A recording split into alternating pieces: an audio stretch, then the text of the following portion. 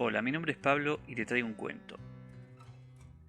El relato tiene que ver con aquel sentimiento más propio de la infancia o de la primera juventud o de la primera adolescencia, cuando uno se enamora de alguien.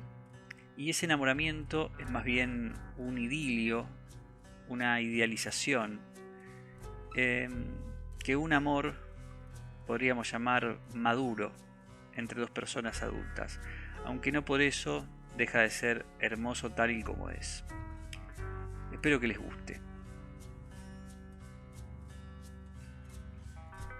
Iradia y yo éramos vecinos.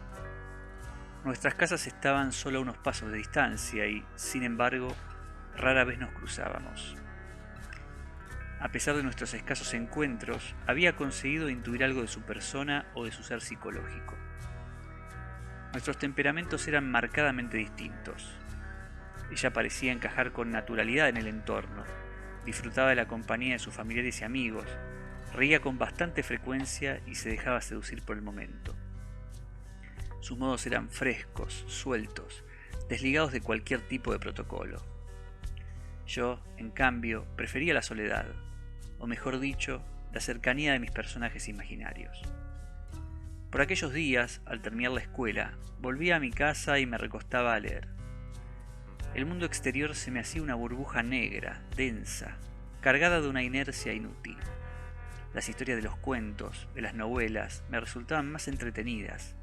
Encontraba en ellas una suerte de sitio más profundo y verdadero, más real y bello. Una tarde de otoño me hallaba recostado en el tejado de la casa. La noche comenzaba a caer a lo lejos y la luna redonda se abría paso a través de las gruesas nubes grises. Le había robado a mi hermano El mundo como voluntad y representación de Schopenhauer y en un intento heroico trataba de entender el prefacio.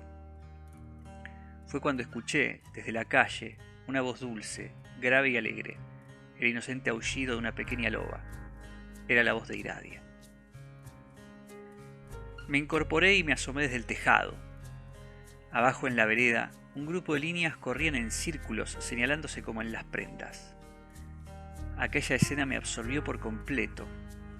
Permanecí imbuido en ese ensueño hasta que nuestros ojos, los de Iradia y los míos, se cruzaron. Su mirada me atravesó a la manera de un relámpago y era tan honda que creí caerme en sus abismos. Sentí miedo. Había en su expresión algo más allá de la sorpresa, cierta rabia, cierto reproche ante la osadía de mi atrevimiento, como si yo, en aquel momento, hubiera visto o descubierto algo que no debía. Por unos días me fue imposible dejar de mis pensamientos la cruda fruición de su rostro. Escuchaba las hojas de mis libros romperse imaginariamente, despegarse del lomo y volar alrededor del cuarto con brutalidad. Veía en el centro del torbellino sus ojos fuertes, pulsantes, acechándome hacia mi interior. Estaba angustiado y me remordía la culpa. Decidí dejar atrás las fantasmagorías y exteriorizar el malestar con alguna acción concreta. Escogí para esto aquella aptitud que mejor me sentaba, la letra.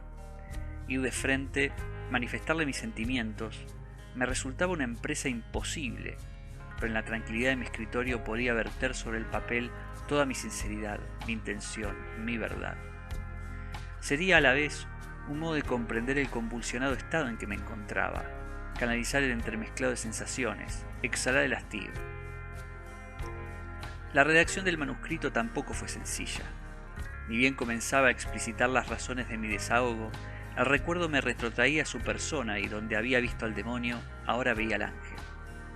Esa cabellera virulenta, encendida, eclipsaba mi memoria, y mi texto se zambullía en el canto nocturno de su color. Hablaba de su tez, del arqueo de sus cejas, de su boca, tan elíptica, tan tibia y lunar. Empecé a romper las cartas, una tras otra. El vocabulario era demasiado limitado, demasiado escueto.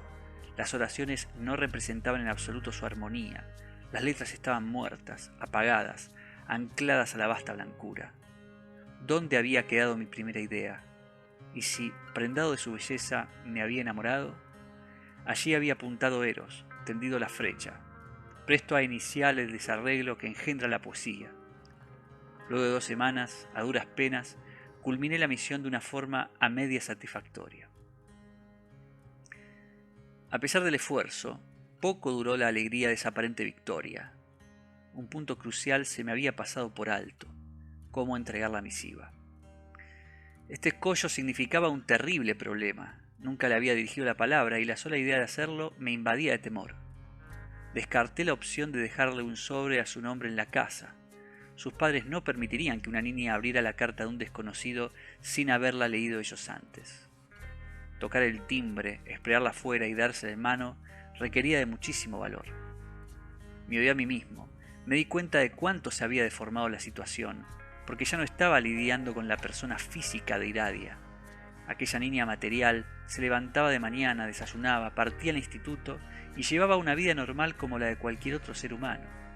Pero había otra Iradia, surgida de mí, desde mí, alimentada por el misticismo de mis locuras, vivaz y perfecta, grácil y etérea, lívida y preciosa. Si bien reconocía esta insana licencia de mitificarla, no podía controlar el desvarío. Cuanto más pasaran los días, peor sería. El conflicto se agudizaría, acabando por enfermarme. Estudié su itinerario. Los días hábiles a las 5 de la tarde había una chance de interceptarla camino a su hogar. Según pude observar, se despedía de su última compañera a 2 cuadras de la casa.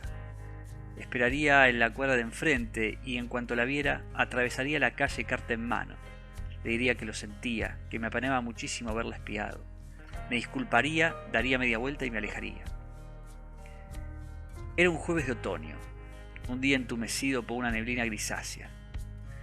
Una franja azul oscuro circunvalaba la tarde entre las construcciones, detrás del bosque. Oí la brisa agitarse, al viento del sur escabullirse entre los árboles y comenzar a arremeter al estajo. Se avecinaba una tormenta. Dudé en llevar a cabo mi plan, pero había escogido la fecha con meticulosidad y detalle, y ya estaba mentalizado, por lo que no podía regresar con el asunto inconcluso. A fin de darme fuerzas, me dirigí a una plaza próxima a la intersección de calles. Me ubiqué junto a un árbol y me puse a repasar el diálogo. Desde aquel sitio alcanzaba a ver el río, su flujo continuo similar al tiempo, su ondulación viscosa y sosegada. Me hallaba muy concentrado en mi teatro cuando, de pronto, levanté la vista en dirección del ocaso y reconocí a Iradia a unos pocos metros. Estaba impoluta, inmóvil. No sabría decir desde hacía cuánto. Tenía toda su persona dirigida sobre mí como aquella extraña tarde. Sus ojos brillaban con total vivacidad. La corriente se arrellanaba con fiereza entre su cabellera. Su porte era seco, animal, estoico. Avanzó hacia mí y yo me mantuve erguido cuanto pude. Me desmoronaba. La Iradia real, la fantástica, la voz, la expresión, el sentimiento de culpa, el dolor de la distancia, la exaltación, la angustia. Supe que todas esas cosas movedizas confluían ahí como mueren los arroyos en la quietud de un lago. Nos miramos fijamente. Dejé caer la carta. Entregado a la vorágine de los sentidos, atiné a decir lo que resumía todas mis tribulaciones, lo que tenía ahogado, lo único que de veras valía la pena decir sin rodeos. Te quiero. Cuando lo solté, sus cejas se arquearon aún más, el rostro adquirió una expresión de dulce complacencia. Acercó su cara, me acarició la mejilla y me besó. Olía a lirios. Volví en sí y la pude ver nuevamente suspendida en la distancia. Tenía los ojos húmedos, vidriosos y una amplísima sonrisa. Inclinó su cabeza, me acarició nuevamente y se alejó. La seguí con la mirada, yéndose de espaldas como flotando sobre la grava húmeda por el rocío. Tras un árbol desapareció. El relato finaliza aquí. El resto carece de relevancia. Raras veces en la vida somos capaces de demostrarnos mutuamente un sentimiento tan inocente, puro y desprovisto del vano interés personal como en los albores de la juventud. Es cierto que madurar, a veces, y en un sentido doloroso, puede engendrar una costra sobre el alma, pero estos acontecimientos no han sido olvidados, duermen en nuestro fuero más íntimo esperando ser despertados. Solo la conciencia virgen, humana, libre de la corrupción cotidiana propia de la adultez, es capaz de volvernos al sitio primigenio que, tal vez, huela a lirios.